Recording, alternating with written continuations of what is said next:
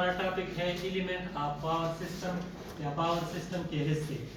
तो power system के हिस्से बुनियादी तौर पर तीन हैं। कितने हैं? तीन हैं। एक है पहला है जनरेशन, दूसरा है ट्रांसमिशन और तीसरा है डिस्ट्रीब्यूशन। तो जनरेशन से स्टार्ट लेते हैं। जनरेशन से ये है कि बिजली की पैदावार किस तरह की जाती है। तो हमारे पास जनरेशन वोल्टेज कितने हैं? 11.5। यानी हम जब बिजली पैदा करते हैं तो वो 11.5 केवी पर जनरेट होती है पावर हाउस में। फिर पावर स्टेशन के मुख्तलिफ अक़साम है हमारे पास। इसमें सबसे पहले है हाइडल पावर स्टेशन। तो हाइडल पावर स्टेशन में क्या होता है कि पहाड़ी इलाकों में हम दरिया पर बंद बांध देते हैं या डैम बना देते हैं, ठीक है। उसमें पानी स्टोर हो जाता है। तो इस स्टोर शुदा पानी की पोटेंशियल एनर्जी को हम टरबाइन के ब्लेड्स घुमाने के लिए इस्तेमाल करते हैं, क्योंकि ऊपर से जब नीचे पानी गिरता है प्रेशर के साथ तो उसमें पोटेंशियल एनर्जी बहुत ज़्यादा होती है। तो पानी की उस प्रेशर से ये टरबाइन घूमने लगता है और ये टरबाइन और जनरेटर का शाफ्ट एक दूसरे के साथ कपल होता है।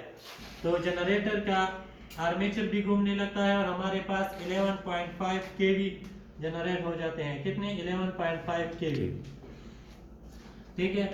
तो इस 11.5 केवी को फिर हम लॉसेस वगैरह से बचने के लिए हाई वोल्टेज में स्टेप अप करते हैं।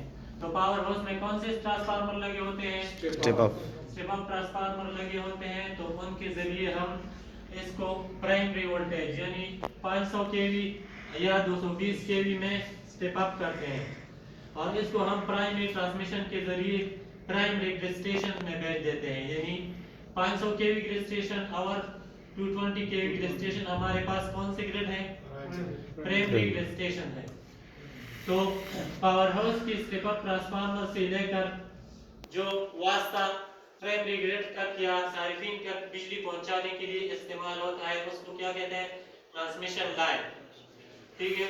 तो उसमें 500 केवी और 220 केवी हमारे पास प्राइमरी ट्रांसमिशन लाइन है। कौन से हैं? Primary transmission. इस तरह 500 केवी और 220 केवी वाले जो ग्रिड्स हैं वो प्राइमरी ग्रिड स्टेशंस कहलाते हैं, ठीक है।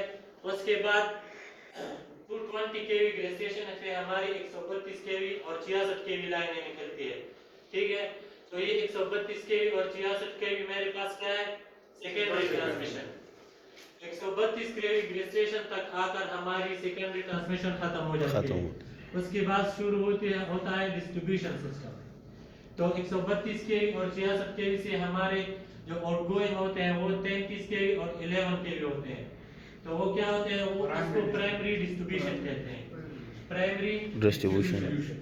तो प्राइमरी डिस्ट्रीब्यूशन हमारी 11 केवी होती है, ठीक है। उसको फिर हम दूर दराज इलाकों में भेजते हैं और वहां पर डिस्ट्रीब्यूशन ट्रांसफार्मर लगे होते हैं, ठीक है। तो डिस्ट्रीब्यूशन ट्रांसफार्मर के जरिए हम उसको मजीद स्टेप डाउन करते हैं। किस में? 440 वोल्ट और 220 वोल्ट में। तो डिस्ट्रीब्यूशन ट्रांसफार्मर से जो एलटी लाइन निकलती है हमारी 220 केवी 220 वोल्ट या 440 वोल्ट, उसको क्या कहते हैं? उसको सेकेंडरी डिस्ट्रीब्यूशन कहते हैं, ठीक है। और प्राइमरी डिस्ट्रीब्यूशन यानी 11 केवी लाइन जो हमारी है उसको हम कहते हैं प्राइमरी डिस्ट्रीब्यूशन भी उसको कहते हैं और उसका एक नाम है फीडर। उसको हम 11 केवी फीडर भी कहते हैं, ठीक है। फिर डिस्ट्रीब्यूशन ट्रांसफार्मर से जो एलटी लाइन निकलती है उसको हम सेकेंडरी डिस्ट्रीब्यूशन भी कहते हैं और उसका एक अलग नाम है डिस्ट्रीब्यूटर। क्या है? डिस्ट्रीब्यूटर। फिर डिस्ट्रीब्यूटर से हम डोमेस्टिक सप्लाई जो देते हैं पीवीसी तार के जरिए यानी सर्विस तार के जरिए उसको हम सर्विसमैन्स कहते हैं। क्या? सर्विसमैन्स। तो डिस्ट्रीब्यूशन सिस्टम के हमारे पास अज्जा जो है वो तीन है। एक है फीडर, दूसरा है डिस्ट्रीब्यूटर और तीसरा है सर्विसमैन। ये तीन हमारे पास किस चीज के अज्जा है? डिस्ट्रीब्यूशन सिस्टम के अज्जा। तो इसी तरह हमारी सप्लाई पावर हाउस से लेकर डोमेस्टिक सार्फिन तक पहुंचती है और ये सारे इनके मराहिल हैं।